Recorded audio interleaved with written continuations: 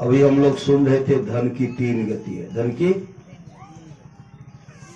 तीन गति है। कौन कहते हैं? भगवान शिव मां गिरजा से कहते हैं।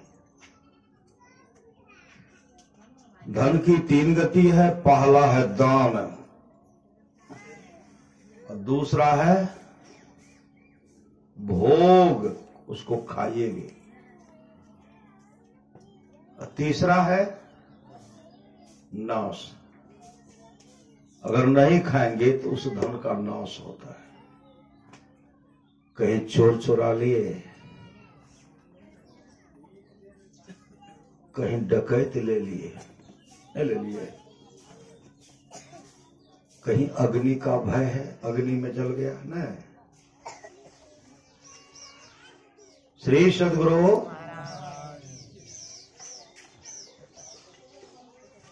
संसार रूपी पूंजी जो वह भी धन है। लोग श्वास ले रहे हैं, वह क्या है? असली धन है। वही शरीर के लिए वह धन है, संसार रूपी पूंजी। अगर श्वास है तो जीवन है, श्वास नहीं है तो जीवन रहेगा। कहते हैं इस धन का सदुपयोग कीजिए। एक तो अन्न दान करते हैं, वह धन है, या संसार रूपी पूंजी जो है, इसका सदुपयोग कीजिए। इस संसार रूपी पूंजी से नाम का सुमरण कीजिए। नाम मतलब उस मंत्र को जपिए। परमात्मा का असली नाम जो है, उस नाम को जपिए। राम ही सुमिरिए गाइए राम ही, संतत सुनिए राम गुण ग्राम ही। तो श्रद्धा से हम लोग भक्ति करें। भक्ति जो प्रेम रस शाखा नहीं अमृत पिया तो क्या हुआ? उपकार में सिर दिया नहीं, जुग जुग दिया तो क्या हुआ? देखी गुलिस्ता ओ सिता मतलब न पाया शेख का, सारी किताबों याद कर हाफिज हुआ तो क्या हुआ? ये तो प्रेम की बात उधो बंदगी तेरे बस की नहीं है। यहां श्रद्धे के होते हैं सौदे, आस की इतनी सस्ती नहीं है। आज जो है, अभी तो हम लोग यहां सत्संग कर रहे हैं और हमारे बहुत बड़े गुरुदेव के भक्त आज वृंदावन में सत्संग करें। वृंदावन में क्या है? आज अखिल भारतीय सत्संग वृंदावन में हो रहा है। 24, 25, 26 वृंदावन की पावन धरती पर वो लोग सत्संग कर रहे हैं, तो हम लोग यहां कर रहे हैं। श्री सद्गुरु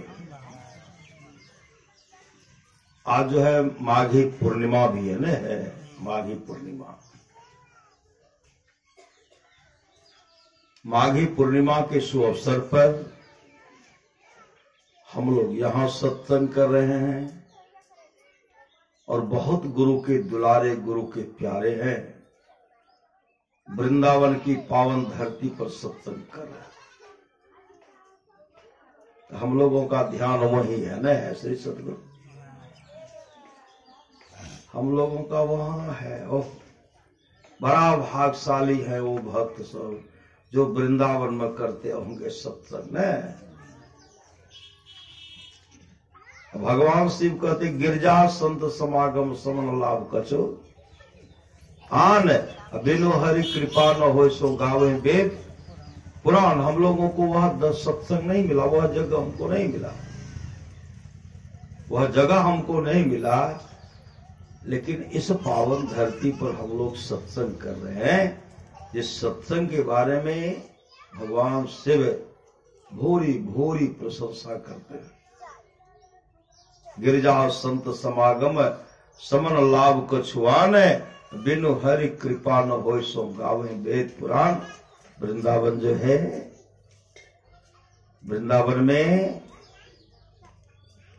वृंदावन में भक्ति रस क्या है? भक्ति रस है, भक्ति रस।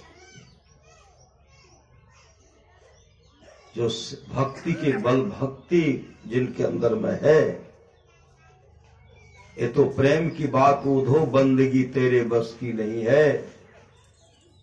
यहां सरदे के होते हैं सौदे, आस की इतनी सस्ती नहीं है। ये तो प्रेम की बात उधो बंदगी तेरे बस की नहीं है।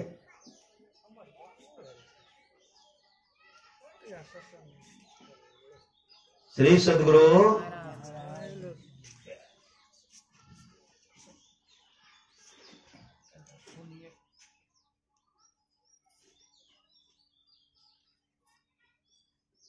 आप लोग जानते होंगे गंगा और त्रया, गंगाधर और त्रया दोनों पति पत्नी थे। दोनों पति पत्नी आपस में बहुत प्रेम, बहुत मेल था दोनों। कई वर्ष होगा कोई संतान नहीं, कोई संतान नहीं। संजोग से गए गंगाधर और त्रया। कहा गई? पति पत्नी मिलके गए वृंदावन गए। अब वृंदावन गए तो भगवान कृष्ण का जो मूर्ति था, गंगाधर भगवान कृष्ण का मूर्ति खरीद करके अपने धर्म पत्नी त्रया को देते हैं। लीजिए, यह ललना है, यह इष्ट है, यह क्या है? ये मेरे गोविंद हैं, इष्ट है।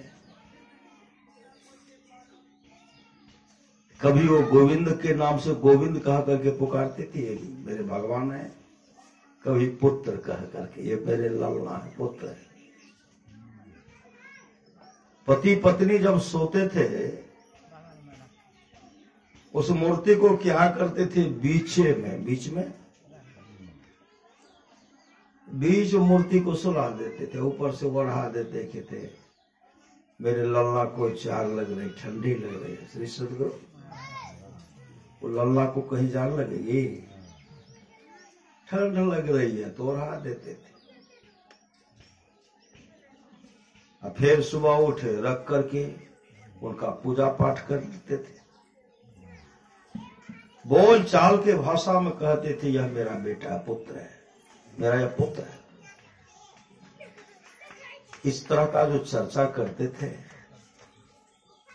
घर में एक सहारा ललना, उसी में त्रया लग करके रहती थी। और उनके पतिदेव क्या करते थे? सब्जी बेचते थे, सब्जी बेचने का काम करते थे। एक उनके पास में साइकिल था, साइकिल से सब्जी खरीद करके लाते थे और बाजार में जाकर के बेचते थे। संजोग से एक दिन वो बाजार, गंगाधर बाजार गए, श्री सद्गुरु फिसल गए।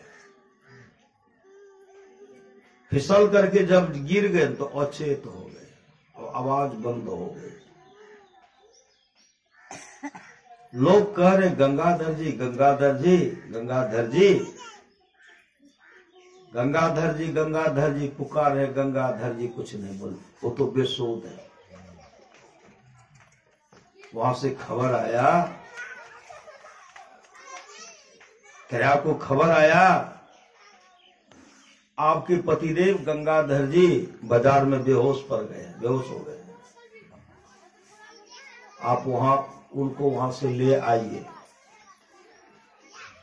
उनको वहां से बाजार से ले आइए।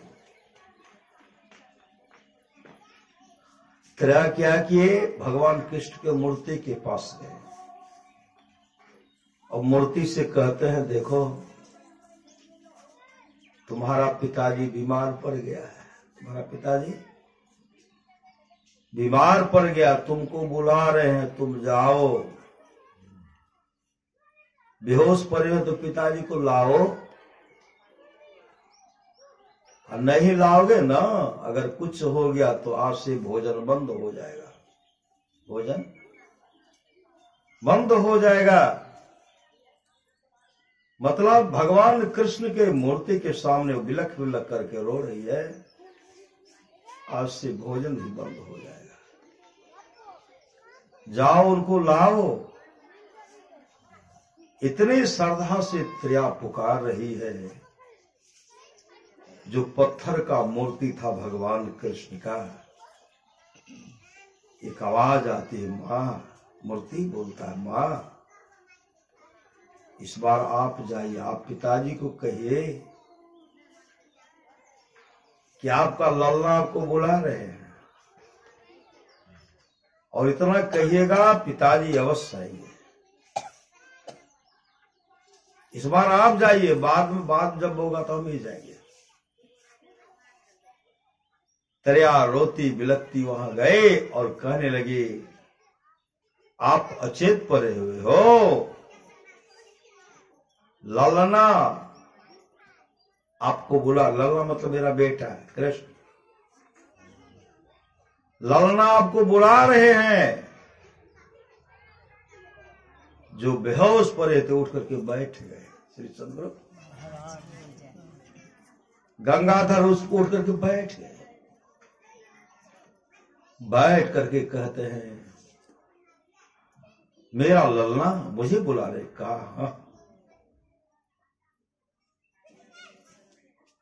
उठ करके दौड़ते हुए आए। आगे आगे गंगाधर, पीछे पीछे त्रिया। ललना ललना ललना कह करके जैसे आंगन प्रवेश करते हैं।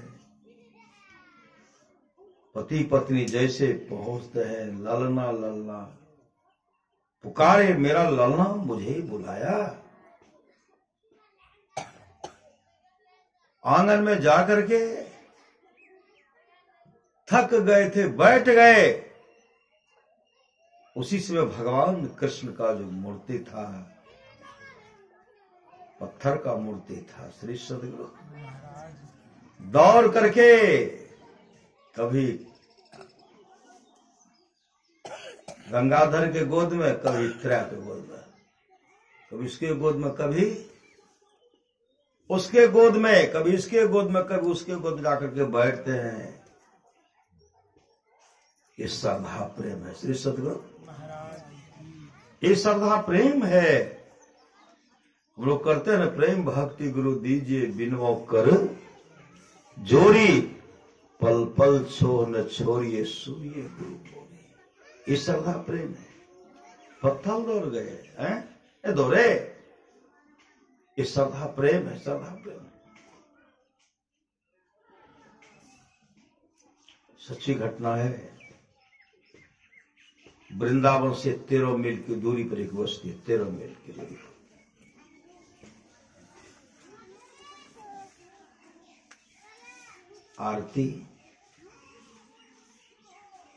आरती की शादी हुई, कोई संतान नहीं हुई। आरती को कोई संतान नहीं हुई।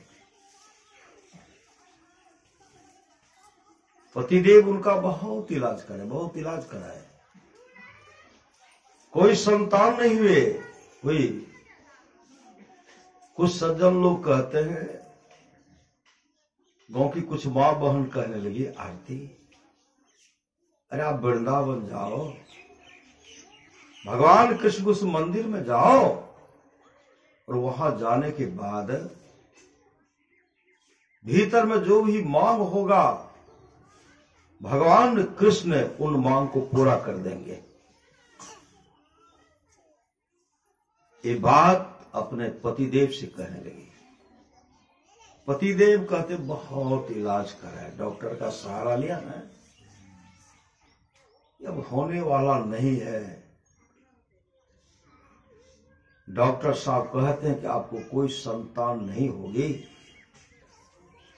जब आप कहती हैं तो ठीक है, आप जाइए, उनका व्यवस्था करिए। जो सखी सहेली मां बहन कह रहे थे, उन्हीं के सब उनको भेज दिए। जो भी चढ़वा था, क्या क्या चढ़ाते वो चढ़वा लेकर के। जैसे मंदिर पहुंचते हैं तो काफी भीड़। अब वहां पहुंचना बड़ा मुश्किल। श्री सदगुरु, वहां पहुंचना बड़ा मुश्किल है। कैसे जाएंगे? भीतर से कांपने लगे। भगवान कृष्ण के पुजारी उनको इशारा करते हैं, ऐसे बुलाया, आप इधर आइए। वो दौड़ करके गए, कहा देखिए आपको भी आप भी चढ़ाइएगा। कहा हाँ। कहा लाइए मैं चढ़ा देता हूं। भाई मैं वहां पहुंचा देता हूं। उनको दिए, वो जाकर के वहां चढ़ा दिए और वहां से आए। वो कहने लगे देखिए आपकी जो मांग है ठाकुर जी पूरा करेंगे। इस दरबार में आज तक जो जो आए हैं कोई लौट करके नहीं गए, कोई लौट करके नहीं गए हैं और आपकी मांगे पूरी होगी। गिरधारी गोविंद जी आपके मांग को पूरा करेंगे। वहां से घर आ गई, पति को सब समाचार सुनाए। कुछ दिन के बाद आरती हो गई, गर्भवती हो गई तो काफी खुशी। उनके पतिदेव स्वप्न में देखते हैं कि मेरे आंगन में एक लड़की जो है, लड़की टहल घोरक रही है। पतिदेव भी स्वप्न में देखे, आरती भी देख रही है कि मेरे आंगन में एक बच्ची खेल रही है। आरती अपने पतिदेव को बताई और पतिदेव अपनी पत्नी को बताए। कहते मैं भी देख रही हूं कि एक बच्ची है आंगन में खेल रही है। उनके पतिदेव कहते अब मुझे पूर्ण विश्वास हो गया, भगवान कृष्ण आपकी मांगे को पूरा कर दिए। समय हुआ, एक पुत्री हुई। पुत्री, उसका नाम रखे उषा। उषा लोग रक्षाबंधन के समय में अपने भाई को राखी बांधने के लिए जाते, बांधते हैं ना, बहुत बहन जाती है। श्री सदगुरु बहुत भाई कहलक, भाई तो नहीं भौजाय। श्री सदगुरु ई लोग में आवे छे 5 टका के आरती राखी बांधे छे। अही आबही और विदाई ले खाते। श्री सदगुरु बहुत बहनों के मन के खर्चा करके गलो लेकिन कुछ दिलक नहीं। श्री सदगुरु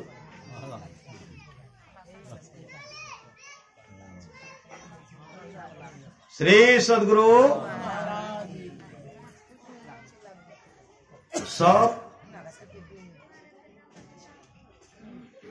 सब बहन अपने भाई को राखी बांधती है।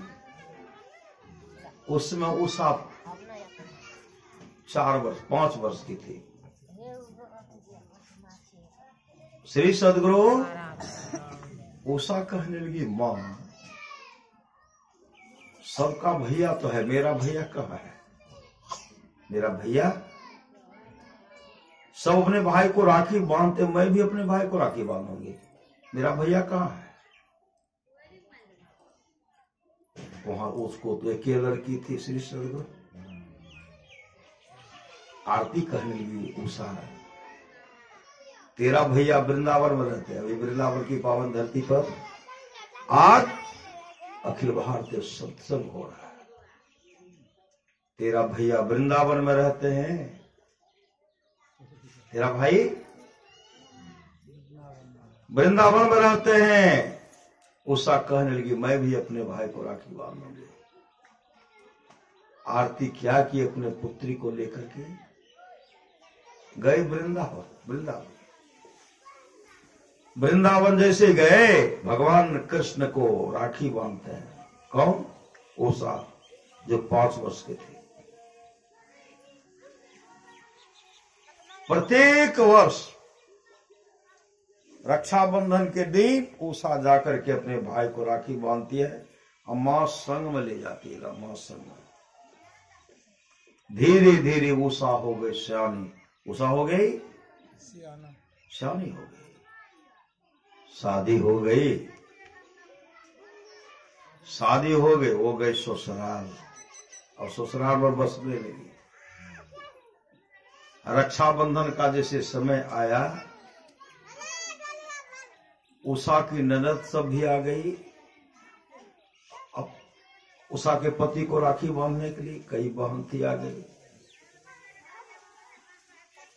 उससे पहले से ही उषा अपने पतिदेव को कहती थी, देखिए अमुक दिन रक्षाबंधन के दिन मैं जाऊंगी वृंदावन अपने भाई को राखी बांधने के लिए, आपको मेरे संग चलना है। तो पतिदेव हाँ भर दिए, हाँ भर दिए, हाँ ठीक है।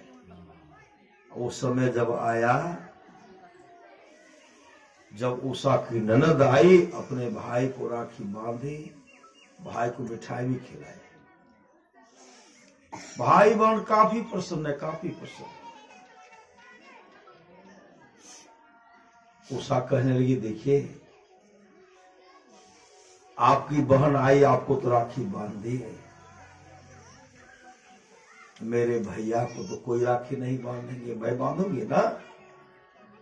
आप चलिए मेरे संग वृंदावन चलिए। बराबर इस बात को जो दोहराया, आप मेरे संग चलिए। उषा के पतिदेव कहते हैं कि तुमको कोई भाई नहीं है, तुमको कोई भाई, तुमको कोई भाई नहीं है, मुझे पूरा विश्वास है। तुम्हारी मां ने बताए थे, श्री सदगुरु तुम्हारी मां बताए थे, एक ही पुत्री है उषा, कोई पुत्र नहीं है। अभी तुम तंग हमको परेशान करती हो, तुमको जाना है तो जाओ, मैं नहीं जाऊंगा। बहन बहुत दिन के बाद आई है, इससे गपशप नहीं करेंगे, हम वहां जाएंगे। श्री सदगुरु उषा भोजन बनाई, भोजन बना करके अपने पतिदेव को खिला दी। उषा कहने लगी, जब तक मैं अपने भैया को राखी नहीं बांधूंगी तब तक भोजन नहीं करूंगी। तो पतिदेव कहते, जाना है तो जाओ ना, हम तो नहीं जाएंगे, हम तो नहीं जाएंगे। बिलख बिलख करके रोती रोती सो गई मेरा भैया। आज अपने भाई को मिठाई भी नहीं खिलाया,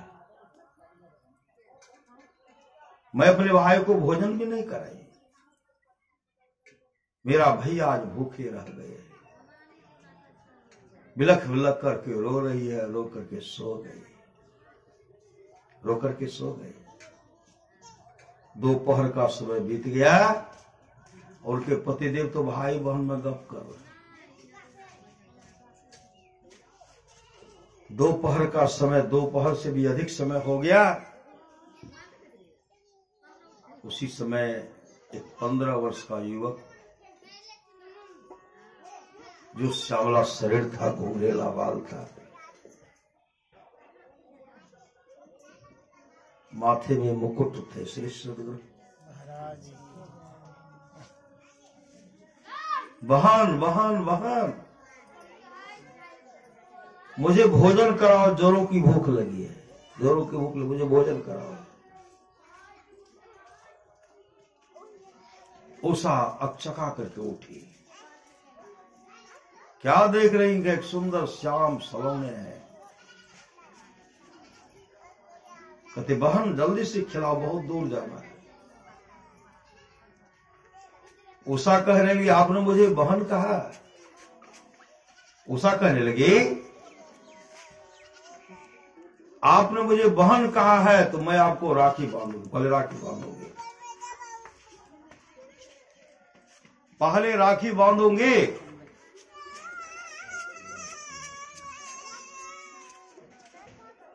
कहा, बहन जल्द से खिलाओ, बहुत बहन के पास जाना, बहुत बहन के पास। भगवान जो श्याम सलोने थे,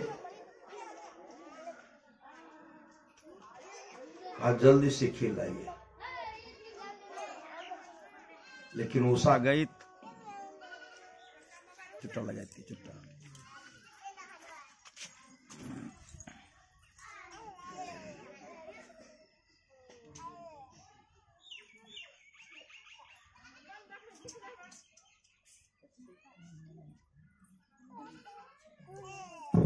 श्री सद्गुरु। महाराज की।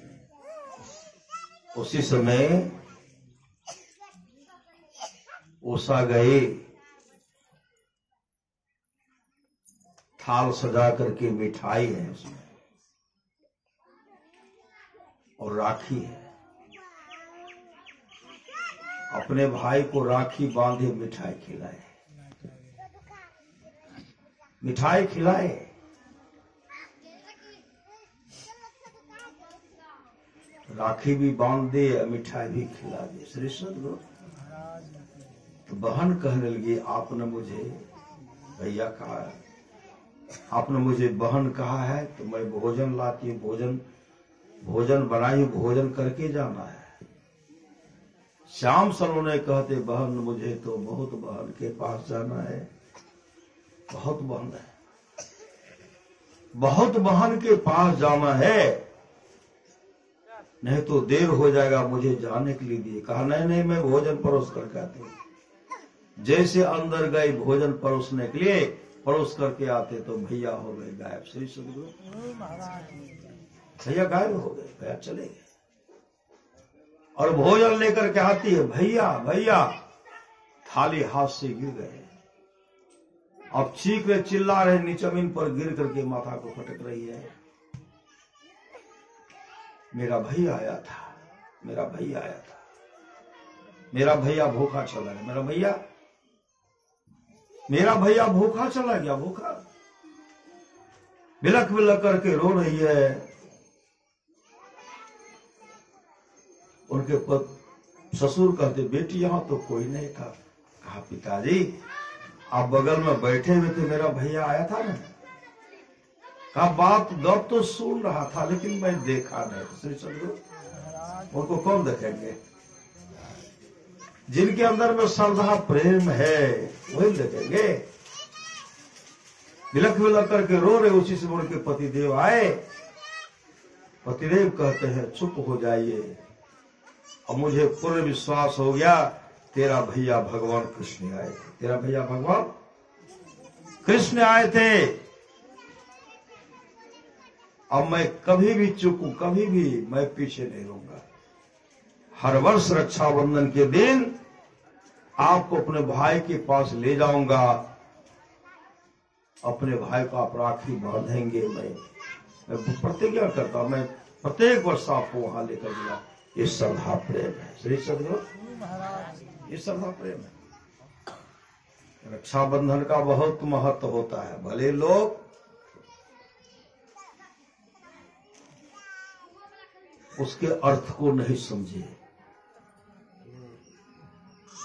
जो श्रद्धा से बांधते हैं उस भाई का पूरा कर्तव्य बनता है कि उस बहन का देख रेख करना। बहन का देख रेख, बहन का देख रेख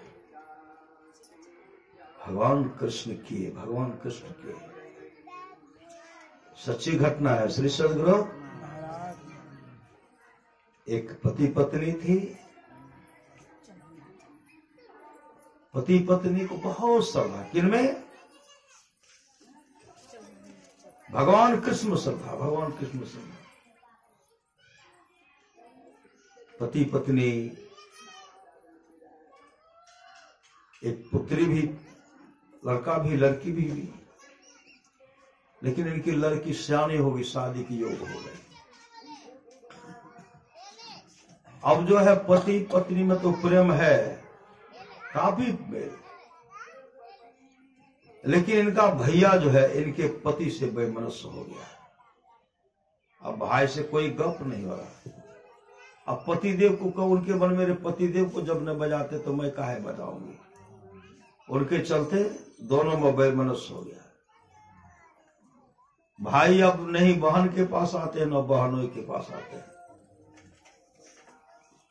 जब से भाई अनबन हो गया, भाई बहन मनमन हो गया, मेरे पतिदेव का सम्मान नहीं करें तो मैं काहे के जाऊंगी। उसी समय विचार की राखी बंधन का समय, रक्षाबंधन का समय आया। भगवान कृष्ण का मूर्ति था, ठाकुरबाड़ी था वो में। उस मंदिर में जाकर के अपने भाई को राखी बांध दी, भगवान कृष्ण को राखी बांध रहे प्रत्येक वर्ष करके। इधर लड़की सियानी होगी, लड़की की शादी करनी है, देखा सुनी करना है। शादी में तो उनके भाई को भी आना है, सब सगे संबंधी को आना है। उनका भाई कहते इसी में हम बदला लेंगे, हम लोग जाएंगे ही नहीं श्री सदगुरु, क्योंकि यहां से जाएगा नया नया बर्तन जाएगा, 16 बर्तन, कीमती बर्तन, 16 पीतल बर्तन। भात का व्यवस्था उधरे से, लड़की के ननिहाल से भात का सब व्यवस्था नियम में था वहां का। शादी का समय निर्धारित हो गया, देखा सुनी में जो होगा उधर से भात आना चाहिए, जो बारात को भी खिलाएंगे। बहुत मतलब उस नियम था कुछ देने का। अब बर्तन जो है, लड़की को ननिहाले से बर्तन आएगा, इधर तो कोई व्यवस्था है ही नहीं। मतलब भैया कर हम जाएंगे नहीं, भाभी कर हम जाएंगे ही नहीं लेकर। श्री सदगुरु हम कुछ लेकर के नहीं जाएंगे। उसी समय वो बहन मंदिर गई, निमंत्रण कार्ड भगवान कृष्ण का जो मूर्ति था उनके चरण में रख करके कहने लगे, आपको तो मैं भाई मानती हूं, आप मेरे भाई हैं, मैं आपकी बहन हूं, जिन कोख से मैंने पैदा लिया वो भाई तो मेरा आएंगे नहीं। मैं आपको निमंत्रण दे रही हूं, आइए कि नहीं आइए आपकी मर्जी, मैं निमंत्रण दे रही हूं। बर्तन भी मायके से आती, ननिहाल से आती है, बुआ बात भी, वो तो आएंगे नहीं, लेकिन आपको मेरे पास इस शादी में आपको उपस्थित रहना है। एक कह करके घर आ गई। अब कुटुंब आने वाला है श्री सदगुरु, कुटुंब आएंगे। कौन कुटुंब आएंगे? उनके भाई को आना है, भौजाई उनको भी आना है, कोई नहीं आए, बड़ा सब आ गए। श्री सदगुरु बारात आ गए, उसी समय देखते हैं उनके भाई के रूप में भगवान कृष्ण आ गए। श्री सदगुरु पूरा जो शादी में जो खर्चा होगा, शादी में जो शादी में खर्चा होगा पूरा गाड़ी में लाद करके लाए। ये दही है तो चीनी है तो ये पकवान है, ये है फल है, ये बर्तन है, ये भात है, निकाल के सब वहां दे रहे, विध हो रहा, दे रहे। भाई तो देखते हैं बहन को, बहनोई को, बजा भूकी तो था नहीं, बहनोई इधर सिर कर लेते थे, बहनोई उधर देखते थे तो मुस्कुराते हुए सिर को ऐसे कर लेते थे। अरे नकली भाई रहते तब न मुंह को फुलाफुली करते। ये तो सहोदर गोविंद थे, ये मुस्कुराते थे, हमेशा मुस्कुराते थे। मुस्कुराते हुए बहन को कहा कि मेरा भैया आ गया। कौन भैया? एक कुख वाला भैया। पति को भी हुआ कि मेरा साला आ गया। श्री सदगुरु सब काम करवाए, बारात का सम्मान किए, शादी से जो सामान देना था सब दे दिए, बारात को खिलाए, सम्मान के, शादी करवाए, शादी करवा करके विदाई भी लड़की का करवा दिए। सब सामान ला करके, सब सामान लेकर के गए। अब वो बहन जो है, मेरे भाई खाए नहीं, ये लाशुन को कहे वो भी नहीं खाइए, भी नहीं के खाने के लिए, खाना है तो खाइए ना, बदामू की नहीं होता तो कैसे कहेंगे। सर बोले वो फुला फुली फुला फुली था श्री सदगुरु। महाराज वो चले गए, लड़की विदाई करके वो चले गए। तीसरा दिन वो बहन जो थी, एक लड़की थी, उनका सेवा सत्कार कर रही थी, झाड़ू बहार काम करने में, घर को सफाया करने में उनको मदद कर रही थी।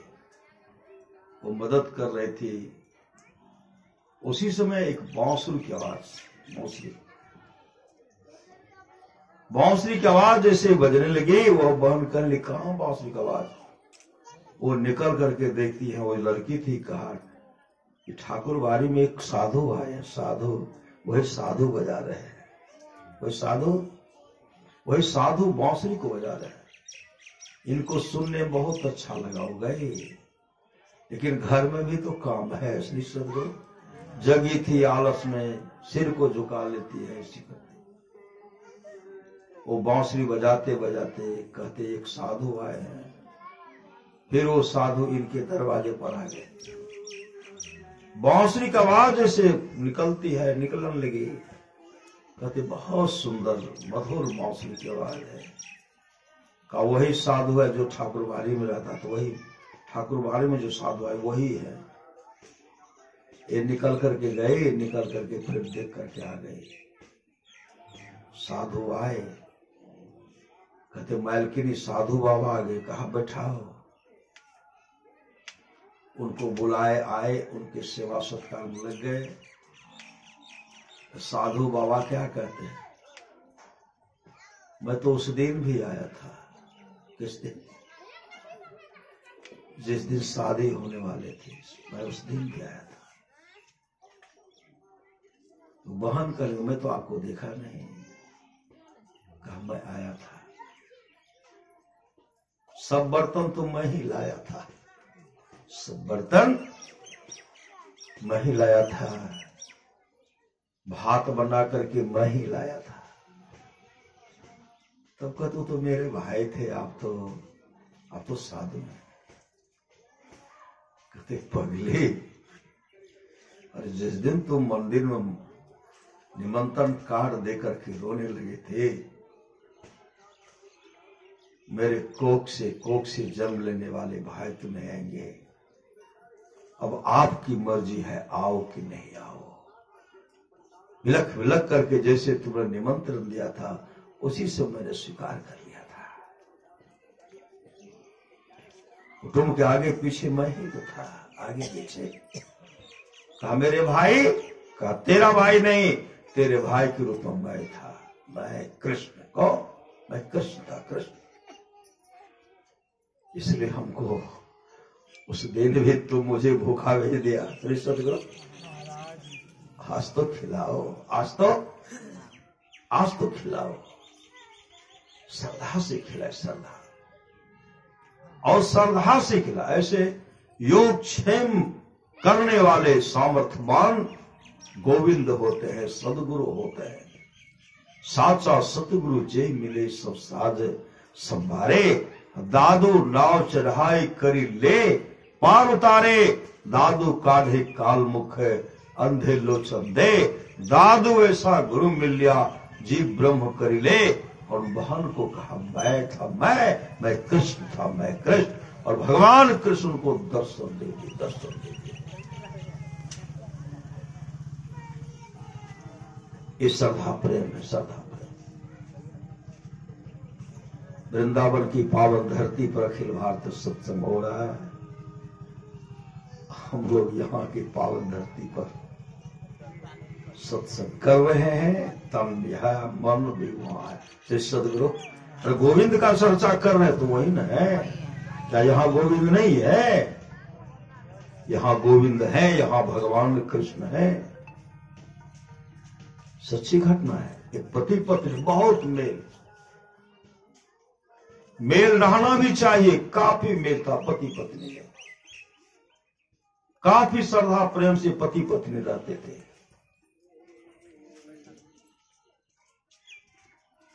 पत्नी चली गई मैके। कहां? मैके। बच्चा को भी संग में ले लिए। पति करते थे नौकरी, पतिदेव को नौकरी में जाना है, नौकरी में, और पत्नी गई मायके। पतिदेव को सुबह भोजन बना करके खिला करके एक साथ बैठ करके खा करके, उनका नियम था कि भोजन बना करके पहले पतिदेव को खिलाऊंगा अपने हाथ से। जब तक अपने हाथ से पतिदेव को भोजन बना करके नहीं खिलाऊंगी मैं भी नहीं खाऊंगी, नियम ये था। पति भी उनके लिए इंतजार करते थे कि पत्नी के हाथ का भोजन करूंगा। पत्नी को भी कहीं व्यवस्था नहीं, मेरे पतिदेव भूखे होंगे, मैं यहां नहीं खाऊंगी, वहां जाकर के खाऊंगी। पतिदेव से बात करते मैं आ रही हूं, तो पतिदेव कहते आइए। वह बहन की मां कहने लगी अरे भोजन बना करके खा लो, बच्चा सबको खिला दिए, अपने मां को भी खिला दिए। लेकिन उन्होंने कहा नहीं नहीं, मेरे पतिदेव, जब तक मैं नहीं खाऊंगी तब तक मेरे पतिदेव भी नहीं खाएंगे। नियम यह है कि पति पत्नी एक जगह हम लोग एक साथ बैठ करके खाते हैं। का इसमें से ले लो? नहीं, घर जाऊंगी पतिदेव के लिए बनाऊंगी भोजन, पतिदेव का जो इच्छा हो कौन बनाऊंगी। यहां से भोजन लेके जाऊंगी, पतिदेव के मन में होगा नहीं खाऊंगी, नहीं खाना है भोजन, तो उनके अनुकूल तो नहीं चले। पतिदेव जो कहेंगे भोजन बना के लिए, हम वो भोजन बना कर खिलाएंगे। वो जैसे वहां से आए, पतिदेव घर पर नहीं थे, पतिदेव को फोन करते तो कहते आ रहा हूं, आए। जैसे आए वह पत्नी कहने लगी अपने पतिदेव से, भोजन में क्या खाइएगा, क्या भोजन कीजिएगा भोजन में। तो पतिदेव कहते हम तो गए थे मित्र के यहाँ, मित्र के यहाँ हम भोजन कर लिए। मित्र ने बहुत जिद किया। पत्नी का आप भोजन कर लिए? कहा। पत्नी कर मैं आपके चलते वहां से, कितना दूर है देखिए, तो खा ले तो कोई बात नहीं है, मैं बनाती हूं, लेकिन फिर कुछ खा लीजिएगा तो मैं भी खा लूंगी। पतिदेव कहते अब जगह नहीं है श्री सदगुरु, जगह रहेगा तभी न खाएंगे, जगह रहेगा तभी न खाएंगे। पत्नी रोने लगी, नहीं खाएगा तो मैं भी नहीं बनाऊंगी। गए दोनों बिछावन पर, किसी का मुंह इधर है, किसी का मुंह उधर है। श्री सदगुरु जो पति पत्नी बातचीत करते थे, धर्म की चर्चा क्या करते थे, आज किसी का मुंह उधर है, किसी का मुंह उधर है। रात्रि का बज गया 12, अब दोनों बातचीत नहीं हो रही है। पतिदेव मने मन कहते हैं मैं नहीं खाता तो अच्छा करता, मैं खा करके अच्छा नहीं किया। अब पत्नी भी कह रहे मैं उनके चलते भूखे वहां से आ गए, क्या मैं वहां नहीं खा सकती थी? लेकिन पतिदेव के चलते मैं वहां नहीं खाई, और मेरे पतिदेव मेरे हाथ की बनाए हुआ भोजन नहीं करेंगे। आंसू आ रही है। रात्रि का 12 बज गया। उसी समय एक 5 साल का लड़का कहते आंटी आंटी आंटी आंटी, किवाड़ को खोलिए, किवाड़ को खोलिए। आवाज पड़ोस का है, पड़ोस का आवाज नहीं पहचानेंगे, पड़ोसी का आवाज है। खोलते तो पड़ोसी का लड़का है। कहते आंटी ठाकुर जी का भोग अभी लगा है, रात्रि का 12 बज गया है, भोजन विलंब से बना, प्रसाद अभी चढ़ाया गया है, और ठाकुर जी का प्रसाद आप खा लीजिए, आप खा लीजिए। वहां से भेजे हम आपको खाने के लिए, आप खा लीजिएगा, खा लीजिएगा कि मैं रहूं यहां। क्योंकि कहे कि उनको खिला करके खाएंगे तब आना। वो कहने लगे ठीक है मैं खा लूंगी। पड़ोसी का बच्चा था, पड़ोस का देखे, पड़ोस का फलना बाबू का लड़का है। जैसे भोजन लेकर अपने पतिदेव को कहते हैं उठिए न, ठाकुर जी का प्रसाद है, ठाकुर जी का। और वहां से कहे पति पत्नी दोनों को खाने के लिए उठिए न, पति देव भी उठे, दोनों मिल करके खाए। श्री सदगुरु दोनों मिल करके खाए। सुबह जब हुआ तो वह बहन पड़ोस के लड़का के पास गए, उनसे कहते हैं रात में जो आया था ठाकुर जी का प्रसाद लेकर के कौन दिया था? वो लड़का कहते आंटी हम कहा थे, हम कहा थे, हम तो घर में थे। कहा तू मंदिर नहीं गया था? कहा ना मंदिर में नहीं गया था, तू ही तो था, तेरा आवाज था, तू ला करके। कहा मैं नहीं था, उनकी मां के तो घर से निकल भी नहीं किया है। यह है। उस समय बहन रोने लगी। मतलब अगर मेरे पतिदेव मेरे हाथ के खाते मेरे गोविंद को यहां नहीं आना पड़ता, मेरे गोविंद को कष्ट नहीं उठाना पड़ता। भगवान कृष्ण के सामने, तस्वीर के सामने वह बहन बिलख बिलख करके रो रही है, पति भी रो रहे हैं। और पत्नी कह देखिए मेरे गोविंद भोजन लेकर के आए थे। जो प्रेम रस शाखा नहीं अमृत किया तो क्या हुआ? उपकार में सिर दिया नहीं, जुग जुग जिया तो क्या हुआ? देखी गुलिस्ता ओ सीता, मतलब न पाया शेख का, सारी किताबों याद कर हाफिज हुआ तो क्या? ये श्रद्धा प्रेम है, ये श्रद्धा प्रेम है। आप लोग जानते होंगे रहीम जी भगवान कृष्ण के अनन्य भक्त थे। रहीम जी अकबर के दरबार में नवरत्न कवि थे, नवरत्न थे।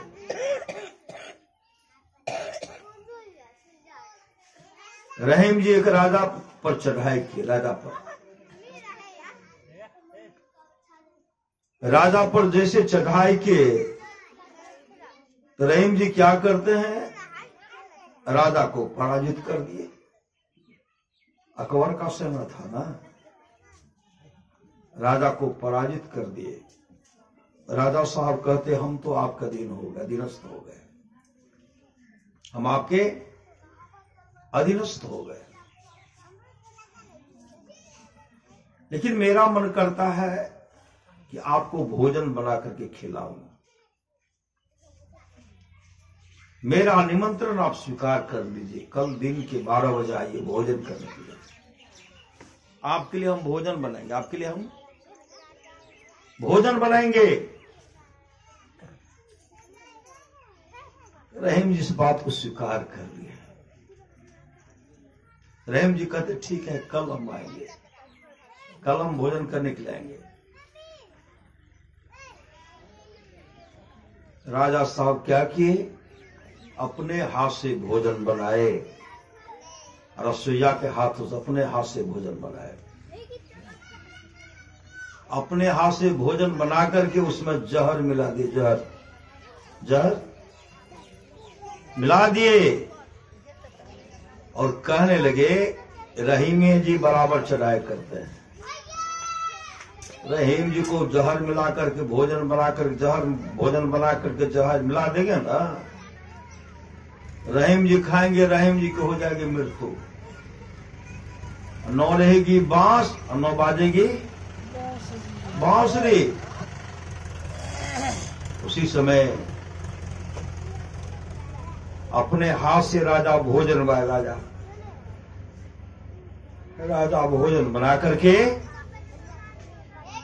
भोजन को रख दिए। रसोईया को पता नहीं है, समय हो गया, रहीम जी गए वहां भोजन करने के लिए जा रहे हैं। जैसे रास्ते में वहां आगे बढ़ रहे थे, 5 साल का एक लड़का था, 5 साल का लड़का रहीम जी का आगे खड़े होकर के साहब फैला दिया। रहीम जी कहते हटो, तो बालक कहते कहां जा रहे हैं? रहीम जी कहते जा रहा हूं राजा साहब के यहां भोजन करने के लिए। बालक कहते मत जाइए, धोखा है, धोखा मत जाइए। रहीम जी कहते निमंत्रण दिया, नहीं जाएंगे तो हम झूठान हो जाएंगे। हम तो भोजन करने के लिए जाएंगे ही। बालक कहते मत जाइए, धोखा है। का सो क्या धोखा है? का रहीम जी राजा साहब अपने हाथ से भोजन बनाकर उसमें जहर मिला दिए। आप भोजन करेंगे आपकी मृत्यु हो जाएगी, इसलिए आप मत जाइए। रहीम जी कहते निमंत्रण मिला है, जाऊंगा ही। आगे जैसे बढ़ते हैं वह बालक लड़का उनका कपड़ा खींचने लगे। कपड़ा जैसे खींचते हैं, रहीम जी को आगे बढ़ने के लिए देते ही नहीं है। रहीम जी आवेश में आकर कहते हैं, सो तुम कौन हो? तुम जो कहते हो राजा साहब अपने हाथ से भोजन में जहर मिलाया है, सो तुम कौन हो? क्या कृष्ण हो कि तुम्हारे बात को मान जाओ? सो तुम कौन हो? कृष्ण होता तो मान भी लेता, कृष्ण अगर होता तो मान भी लेता। तो बालक कहते अगर कृष्ण हो तो कहता तो मान लूंगा। वो कोई दूसरा थोड़े था, भगवान कृष्ण के प्रकट हो गए और कहते रहीम जी धोखा है, धोखा। राजा अपने हाथ से भोजन बना करके जहर मिलाया है और आपको मारना चाहते, इसलिए सिपाही को लेकर के जाइए और उनको बंदी बना करके लाइए, बंदी बना करके। कहने भर का देर था, रहीम जी वापस आए, सिपाही लेकर गए। चारों तरफ सिपाही घेर लिए, राजा के चारों तरफ सिपाही हैं और उनको बंदी बनाए। राजा साहब कहते हैं आपको हम निमंत्रण देते भोजन करने के लिए, आप भोजन करने के लिए नहीं आकर के सिपाही के द्वारा हमको पकड़वा ले। रहीम जी कहते निमंत्रण भी देते हो और भोजन में जहर मिला करके खिला करके मारना भी चाहते हो। उसी समय राजा का माथा ठनक गया। राजा साहब कहते हैं रहीम जी जहर मिलाने वाली बात बताए, किसने आपको कहा? किसने आपको कहा? सही मैंने अपने हाथों से जहर मिलाया है। जिसमें मैं जहर मिला रहा था उस समय मेरे सामने मेरे पास कोई नहीं था, रसोईया भी नहीं था। और जहर मिलाने वाली बात आपको किसने कहा? आप कृपा करके बताइए। उसी समय रहीम जी कहते मेरे इष्ट हैं भगवान कृष्ण। मेरे इष्ट कौन है? मेरे इष्ट है भगवान कृष्ण। मेरे तो गिरधर गोपाल दूसरो न कोई, मेरे इष्ट हैं गोविंद कृष्ण है। वही सब बात हमको बताए हैं।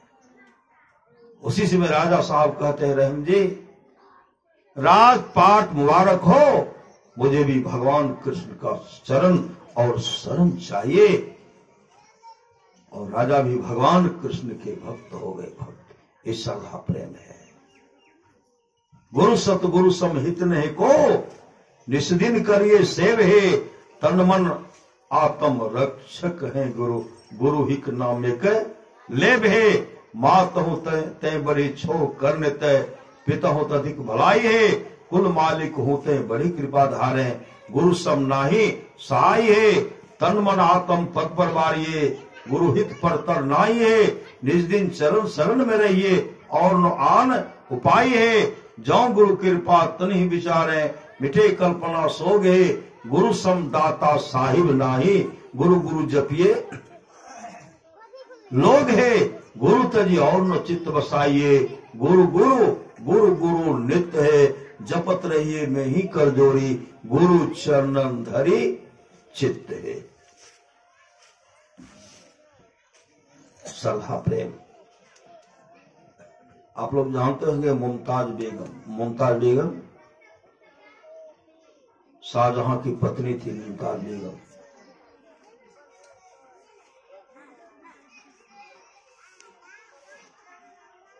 बादशाह शाहजहां कहते हैं आप जहां जहां घूमना चाहती हैं घूम करके आइए।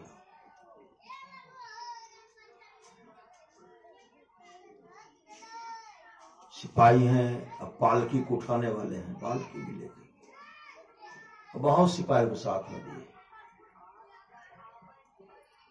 जहां जहां इनका मन होगा ना वहां वहां घुमा देना। आगे जब बढ़ते हैं तो कहार सब क्या करते हैं, पालकी को रखते हैं। मुमताज बेगम कहने लगी यहां पालकी क्यों रोके। सिपाही था जो पालकी उठाने वाले थे, क्या कहते हैं यहां छोटे सरकार रहते। छोटे सरकार हिंदू का देवता जो छोटा सरकार है श्री सदगुरु, मुसलमान का अकबर जो है बड़ा है अकबर। यहां छोटे सरकार रहते, हिंदू के छोटे सरकार रहते, छोटे। कहा है क्या, कहा भगवान कृष्ण का मंदिर है। उसी समय श्री सदगुरु, उसी समय मुमताज बेगम उससे निकल करके और मंत्र जाप करते भगवान कृष्ण का नाम, श्री सदगुरु भगवान कृष्ण का नाम सुमरन करते हुए निकाल करके जैसे मंदिर प्रवेश करती है मुमताज बेगम, उसी समय जो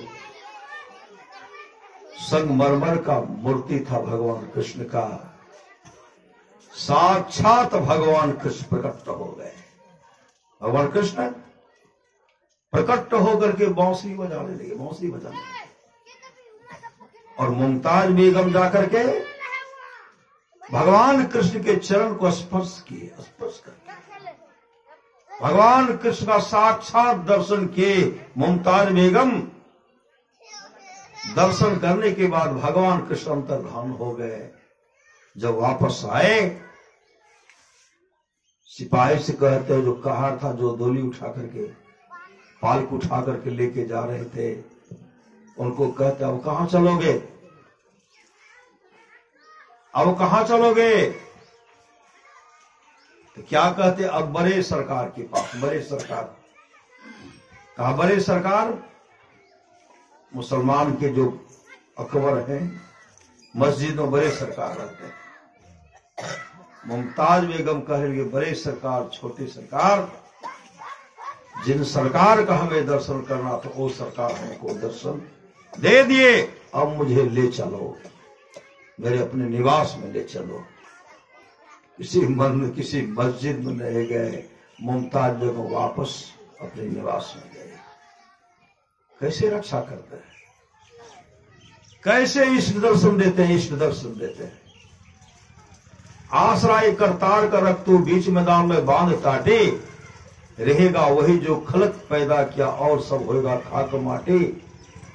अमीर उमराव के पौने, अमीर उमराव दिन 4 के पौने, घूमता है झूमता है दरबार हाथे, कहत कमाल कबीर के बाल का राम नाम तेरो। संगी साथी मतलब सदा प्रेम से, ये तो प्रेम की बात ओधो बंदगी तेरे बस की नहीं है। यहां श्रद्धे के होते सौदे, आस की इतनी सस्ती नहीं है। प्रेम खरीद नहीं सकते हैं, प्रेम को खरीद सकते हैं। संसार का तमाम संपदा आप खरीद सकते हैं, खरीद करके आप उनका संग्रह कर सकते हैं, लेकिन श्रद्धा को कह सकते, श्रद्धा को तो बिकते कोनो हटिया दुकान में श्रद्धा। इस श्रद्धा अपने अंदर में बनाना पड़ेगा, यह श्रद्धा अपने अंदर में जगाना पड़ेगा, जगाना पड़ेगा।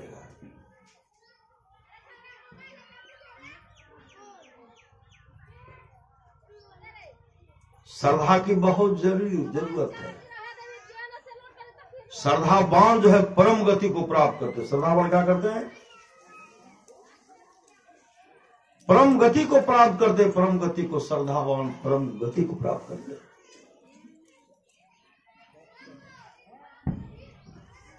श्रद्धा से मीराबाई भगवान कृष्ण समा गए। जब तरह तरह से उनको दुत्कारा गया, फटकारा गया, जहर का प्याला नहीं दिया गया, सर्प का पिटारा भेज दिया गया। इसमें क्या है? भगवान कृष्ण के लिए गले का हार है और उसमें सर्प का पिशाब है। पिटारा में खोलेंगे, जैसे खोलेंगे उनको डांस करेगा, इनकी मृत्यु हो जाएगी। मीराबाई के हाथ में देते हैं, जब उनको खोलते हैं वह हार है। हार श्री सदगुरु सर्प लापता, हार है हार। भगवान कृष्ण के गले में हार को बांधा दिए।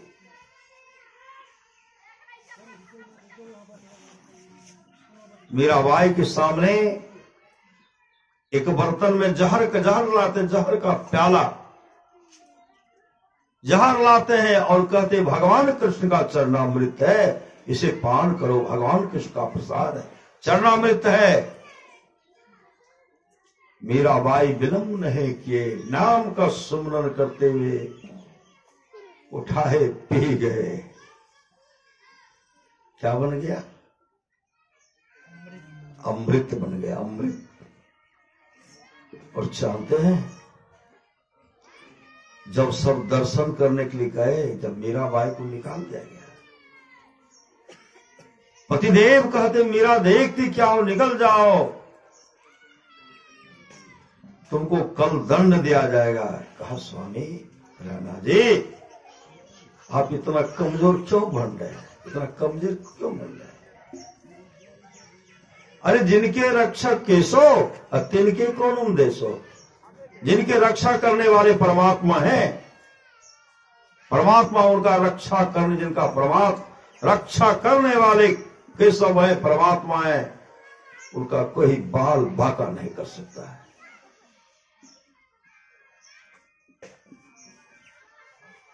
ध्रुव से देवर्षि नारद ने कहा था, ऐ बालक, तुम भगवान का दर्शन करना चाहता है? जंगल में हिंसक प्राणी रहते हैं, तुम्हारे शरीर के मांस को नोच नोच करके खा जाएंगे, तुम्हारे शरीर को अजगर निकल जाएंगे। उसमें ध्रुव कहते हे महात्मन, आपके जैसे महापुरुष के मुख से इस तरह का वचन सुनता हो तो बहुत दुख होता, बहुत दुख। रण वन व्याधि विपत्ति में वृथा रहो जन को, जो सहाय जननी जठर सो प्रभु गयो कि सो। रण में, वन में, विपत्ति में, व्याधि में व्यर्थी कोई डरते हैं। जो सहाय, जो माता की जठराग्नि में, माता की जठराग्नि ने कई कुंटल अनाज को गला दिया, पचा करके बाहर कर दिया, उस समय परमात्मा हमारी रक्षा करते हैं। क्या वो परमात्मा सो गए? अजगर निकल जाएगा, बाघ सिंह चीता नोच नोच करके खाएगा। देवर्षि नारद कहते बालक कहते तो सत्य हो, लेकिन बगैर गुरु के, बिना गुरु के जो तुम चाहते हो हम परमात्मा का दर्शन कर लेंगे, यह कभी होने वाला है। उसी समय ध्रुव देवर्षि नारद के चरण पर पकड़ लेते हैं और कहते हे ऋषिवर, आपसे बढ़ करके मेरा गुरु कौन होगा? मुझे वह ज्ञान दीजिए जिससे मेरा जीवन मंगलमय हो, मंगलमय। महाभारत की लड़ाई में एक एक चले गए, नहीं गए, बड़े बड़े वीर चले गए। गंधारी दुर्योधन को कहा, दुर्योधन तू मेरे पास निवस्त्र होकर के नग्न होकर के तू मेरे पास आओ, मेरे पास तुम आओ, मैं तुम्हारे शरीर को वज्र की तरह कठोर बना दूंगा। अब तो दुर्योधन फूलों नहीं सवार है, उसी से वह निवस्त्र होकर के आ रहे थे, निवस्त्र होकर के आ रहे थे। भगवान कृष्ण के मन में तो अनर्थ हो जाएगा। श्री सदगुरु, इनका शरीर वज्र की तरह कठोर होगा। इसका धर्म और धर्म की लड़ाई है, धर्म की जीत तो नहीं हो पाएगी। उसी में भगवान कृष्ण वहां आ गए। जैसे भगवान कृष्ण आए तो दुर्योधन देख करके लज्जित हो गए। का दुर्योधन देखते बड़ा खुश होकर के जा रहे हो और नंदधरन कहा मेरी मां ने मुझे कहा है निवस्त्र होकर के आना। भगवान कृष्ण कहते तू कोई बच्चा थोड़ी है, चुआ है बेटा, पोता तुमको हो गया है। निर्लज का भी कहीं सीमा होता है, निर्लज की तरह तू जा रहे हो, तू कोई बालक थोड़े है। अरे कुछ अपने अंग को ढको, कपड़ा तो था नहीं। श्री सदगुरु केला का करपोच था, लगा लिए और लगा करके गए। मां मैं आ गया। का निवस्त्र हो, कहा मां। सहसे आंख खोलते हैं, सारा शरीर को देखते हैं कमर में केला का करपोच है। कहते दुर्योधन रास्ते में कोई मिला भी था? कहां? कृष्ण मिला था। कहा तो मेरा बात माना नहीं, माना तो कृष्ण का। जा जिनका रक्षा करने वाले कृष्ण है उनका बाल बाका नहीं हो सकता। पुत्र अगर तू मेरी बात को मान लेता, आज तुम्हारा सारा शरीर वज्र की तरह कठोर हो जाता। कोई अस्त्र शस्त्र तुम्हारा बाल बाका नहीं कर सकता। तुम्हारा सारा शरीर तो वज्र की तरह कठोर हो गया, लेकिन तेरा कमर जो है, जहां केला का करपोच है, वहां तेरा कच्चा रह गया। कच्चा मौत का कारण यही बनेगा। श्री सदगुरु इसलिए श्रद्धा प्रेम। जब महारानी द्रौपदी का चीर हरण होने लगा, आप लोग जानते होंगे, महाभारत को देखे होंगे, टीवी में तो देखे होंगे। महाभारत की लड़ाई जब हो रही थी, उससे पहले दुर्योधन कहते हैं दुशासन द्रौपदी को खींच करके घसीट करके लाओ। गए घसीट करके लाए और द्रौपदी चीखती चिल्लाती रह गई, मैं आपकी घर की मर्यादा हूं, मैं आपके घर की इज्जत हूं, इस तरह अपमान मेरा मत कीजिए। काफी बिलख बिलख करके रोई। भीष्म पितामह को और देखते तो भीष्म पितामह सिर को नीचे कर ली। गुरु द्रोणाचार्य पति सब अपने सिर को नीचा कर लिए। कभी कृष्ण को, कभी पति को, समाज के लोग को देख रहे हैं, सभासद को देख रहे हैं। कभी मन में कृष्ण का उच्चारण होता। कृष्ण, भगवान कृष्ण द्वारिकापुरी में थे, रुक्मिणी जी के साथ, सत्यभामा जी के साथ वहां थे। उठ बैठ कर रहे हैं, उठ बैठ करते हैं तो मां रुक्मिणी कहे स्वामी आप उठ बैठ कर रहे हैं, क्या किसी भक्त पर विपत्ति आ पड़ा है? कहा ऐसा ही कही। कहा द्रौपदी है क्या? कहा आप विलंब क्यों करें, जाइए जल्दी से। कहते जाने के लिए तो मैं उड़ता हूं, लेकिन उनको दूसरे का जब भरोसा होता तो मैं बैठ जाता हूं। उसी समय मां रुक्मणी मक्खी के रूप में महारानी द्रौपदी के कान पर बैठ करके भनभनाती हुई कहती है, द्रौपदी गोविंद भजो, गोविंद को भजो, गोविंद को भजो। कहने भर का देर था, उस समय महारानी द्रौपदी कहने लगी, अब लाज रखो गिरधारी। कभी दांत से कभी हाथ से इस वस्त्र को पकड़ देते, अब लाज रखो गिरधारी। कहने भर का देर, भगवान कृष्ण को आने में विलंब नहीं हुआ। आप लोग जानते हुए चीर को खींचते खींचते, सारे वस्त्र को खींचते खींचते दुशासन थक करके नीचे गिर गए। कहते जहां न जाए रवि वहां जाए कवि, और वहां कवि का कलम भी रुक गया। सारी विच नारी है कि नारी ही सारी है, सारी ही नारी है। और भगवान कृष्ण समय वस्त्राकार रूप धारण करके वस्त्र बन करके अपने भक्तों का रक्षा किए। जितने तारे गगन में उतने शत्रु हो, आकाश में जितने तारे हो उतना दुश्मन हो जाए। जा पे कृपा गुरुदेव की बाल बाका हो। जिन पर ईश्वर कृपा है, गुरु की कृपा है, उसका बाल बाका नहीं होगा। इसलिए गुरु सताने वाले तो बहुत सताते हैं। किनको सताते हैं? सज्जने को सताते। सज्जन धर्म पथ पर चलने वाले को बहुत चलने वाले का बहुत परीक्षा लेते हैं। जगह जगह पर उनको सताने का प्रयास करते हैं।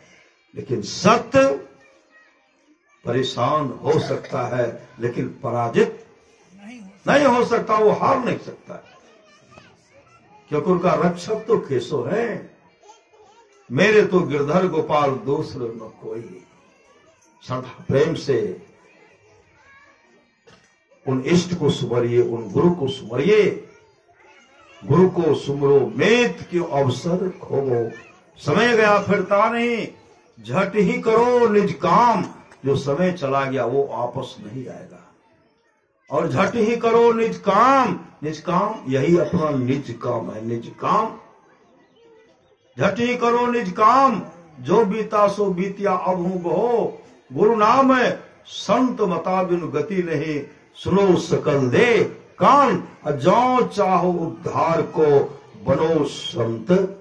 संतान में ही राज्य है। संत मता कर गाय और सबको दियो सुनाए के अब तो रहे छुपा। इसलिए प्रभु विश्वासी बनिए।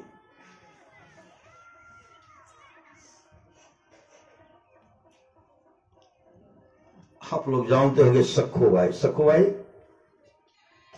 भगवान कृष्ण की अनन्य भक्तनी। भगवान कृष्ण की अनन्य भक्तनी सखोबाई भगवान कृष्ण का भक्ति पूजा करती थी। सखोबाई शादी हुई,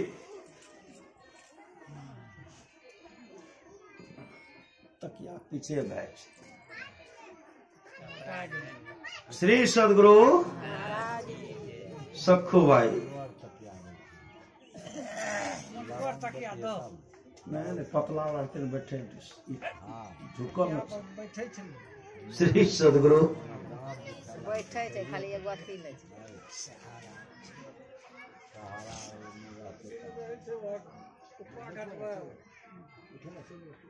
नहीं जाइ छियै हो एलियै सुनै लए जेबै लोग हमर अपन लोग है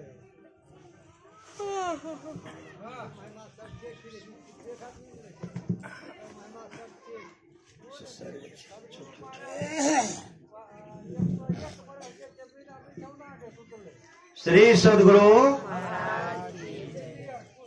सखू भाई भगवान कृष्ण अनन्य भक्तनी की। अनन्य भक्तनी शादी हुई और शादी होने के बाद सखू भाई ससुराल आई। ससुराल जैसे वो ससुराल आई ना, सुबह उठ करके स्नान कर लिया, स्नान करके और सब पूजा का सामग्री जो संग्रह कर लिए। और पूजा करने के लिए भगवान कृष्ण के तस्वीर के सामने बैठ करके वो पूजा करने लगे।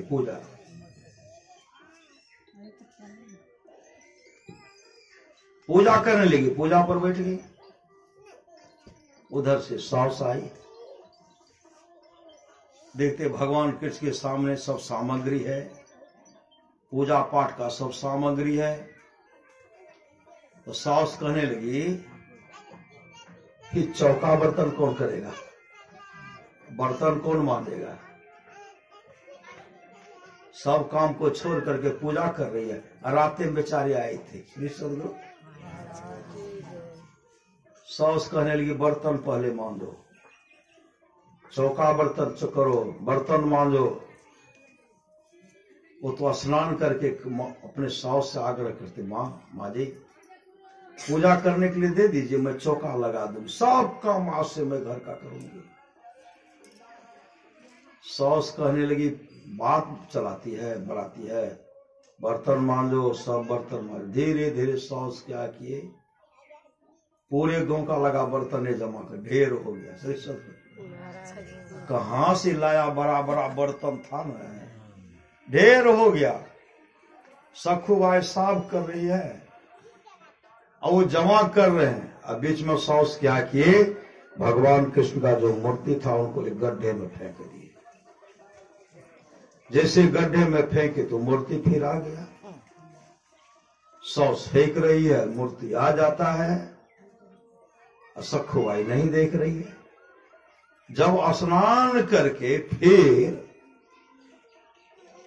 पूजा करने के लिए कहा, बर्तन तो खा लिया, बर्तन में पानी भरो।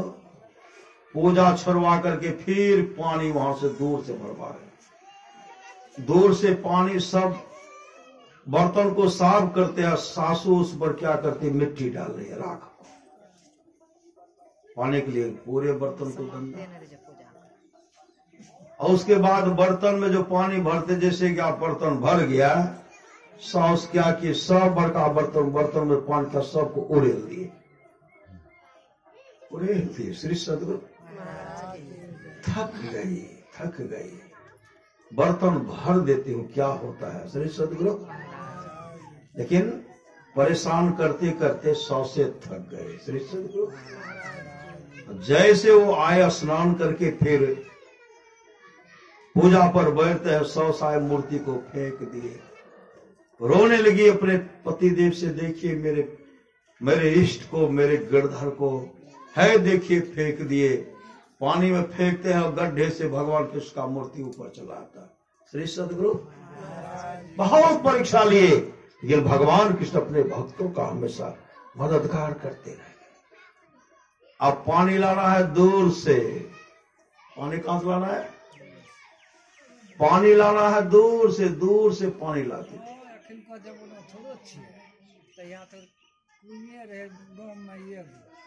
बहुत दूर से पानी लाना पड़ रहा है।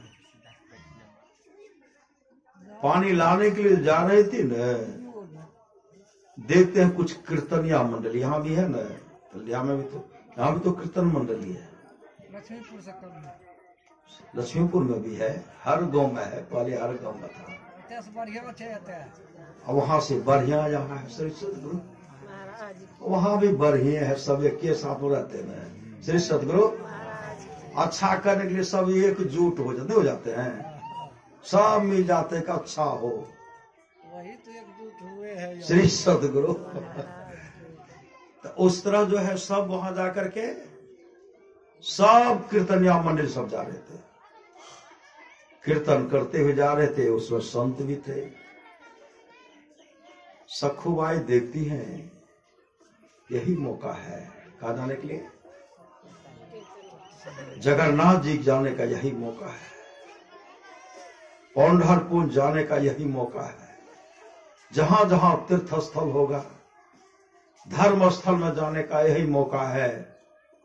मेरे नौ पतिदेव जान रहे हैं, नौ सास जान रहे हैं, नौ ससुर, बाहरे बाहरे भाग जाओ, भाग गए। जैसे भागे वहां तो कोई कहते हैं आपकी सखो चली गए संत के साथ नाचती हुई। पता चला सास को दौड़ करके गए पति, सास मीर करके घसीट करके लाए और खंभा में बांध दिए।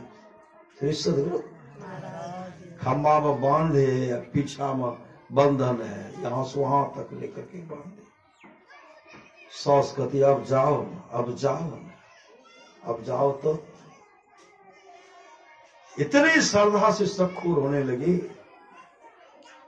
मां रुक्मणी कहती है स्वामी आपकी सखू जो है आपका दर्शन करने के लिए वो जाना चाहती है, लेकिन सखू को खंभे में बांध दिया गया है।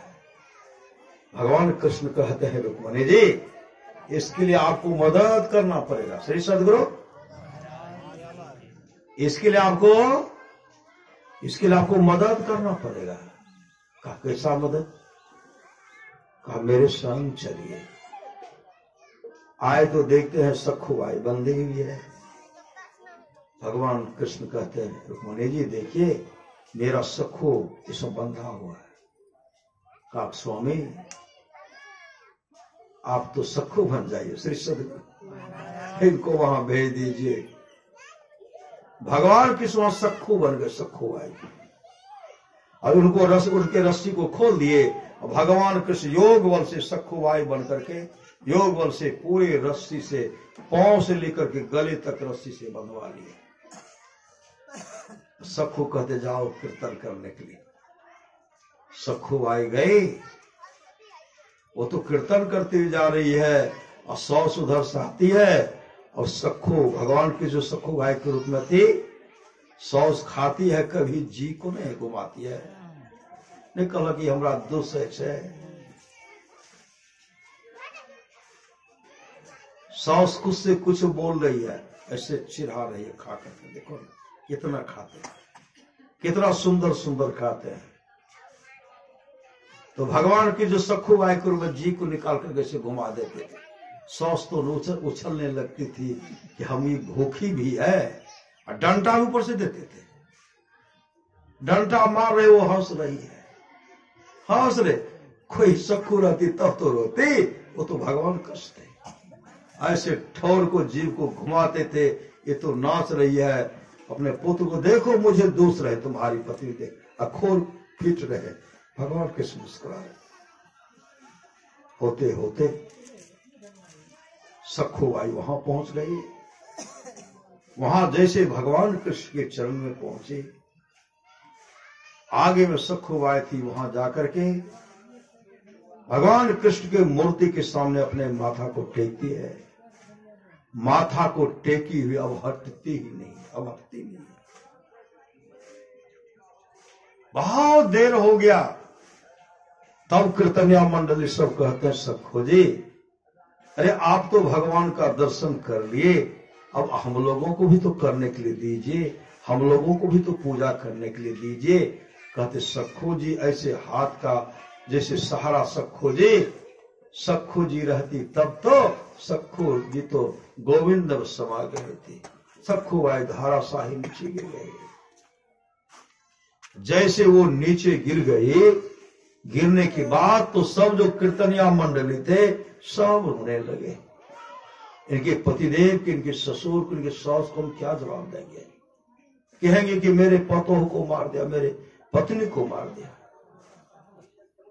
वो जो बिलख बिलख करके सब रो रहे हैं, रोते हैं, उनका दाह संस्कार भी कर दिए। सदगुरु दाह संस्कार कर दिए।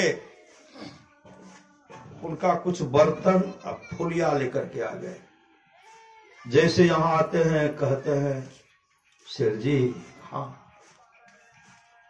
आपकी बहू को तो हम ले गए, लेकिन वहां से साथ नहीं ला पाए। आपकी बहू की मृत्यु हो गई। भगवान कृष्ण को प्रणाम करते करते उन्हीं में समा गए। उधर उनकी साथ की पत्नी, शेर जी की पत्नी करनी, मेरी सखू तो घर में है। पुजारी सब कहते, संत सब हम दास, ये अग्निदान ये क्या, ये अग्निदान क्या, देखिए ना, सास को विश्वास है नहीं, किसी को विश्वास नहीं, मेरा सखू तो वहां।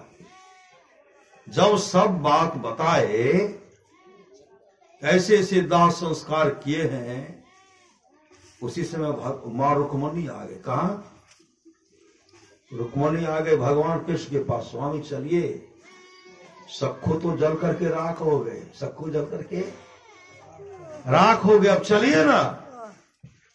भगवान कृष्ण कहते हैं, रुक्मणी जी, मैं तो पहले ही कहा था कि हमेशा एक सखू यहां रहेगा। वो सखू गई, उस सखू को आप ही ला सकते हैं। जहां उनका दाह संस्कार किया गया वहां वो जाइए और वो वहां से उनको जीवित करके लाइए। इधर सब कीर्तनिया मंडली सब कह रहे हैं, ससुर भी रो रहे हैं, सास भी रो रहे हैं। सास कहते वो भीतर कौन है? कहा वो नहीं है, जैसे दाह संस्कार। कहा चलिए तो दिखला देते हैं। उसी समय मां रुक्मणी सखू बाई का जो दाह संस्कार किया गया था, गंगा जल से नीपते हैं और तुलसी का दल रखते हैं। सखू बाई उधर से निकल गए श्री सदगुरु। निकल करके मां रुक्मणी दौड़ करके उनको लाए, दौड़ करके दौड़ते दौड़ते आए और कहते हैं अब सखू आ जाएगी, अब विलंब मत कीजिए। कहते चलिए एक बार देखा जाए। जैसे देखने के लिए जाते तब तक सखू आ गए, सखू आ गए। जैसे सखू आए, सास कहती मेरी सखू तो यहां है, और ससुर कहते मेरी सखू तो यहां है। का यहां एक सखू है तो वहां कौन सखू है? जैसे वहां गए, मां रुक्मणी के सो विलंब मत कीजिए। जैसे वहां पहुंचते हैं, जगन्नाथ जी का खड़ों का चिन्ह वहां था श्री सदगुरु। साक्षात भगवान कृष्ण थे, भगवान कृष्ण अंतर्धान हो गए। उसी समय देखते हैं कौन? यहाँ सखू तो वहां कौन सखू? जैसे देखते हैं, कहते तो साक्षात जगन्नाथ जी को हम खंभा में बांध करके रखे थे।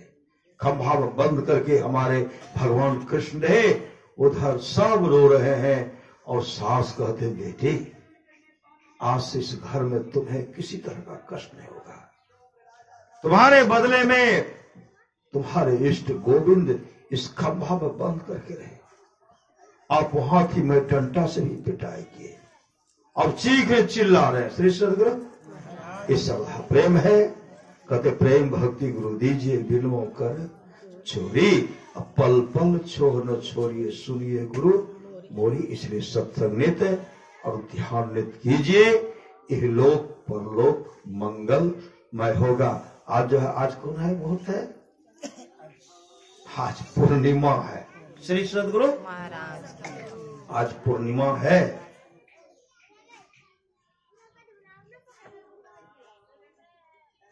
सम्राट पीपा भी संत रविदास के पास आए थे श्री सदगुरु, और वह युक्ति बताए थे, और युक्ति बताए अपने जीवन को मंगलमय कर दिए थे। पंडित जी का भी आंखों खोल दिए थे। मन चंगा तो कठौती है गंगा श्री सदगुरु। अब तो पहले कई दिन पहले नहीं जाना पड़ता था। अब तो 2 घंटे का खेल है ना, 2 घंटा में स्नान करके किनारे पर रह सकते। तो हम लोग गंगा स्नान कर रहे हैं, यह गंगा है श्री सदगुरु। एक गंगा वहां, एक गंगा सबके अंदर में। गंग जमुन जुग धार मदही सर स्वती बही, फुटल मनसुआ के भाग गुरु गम नाही लई।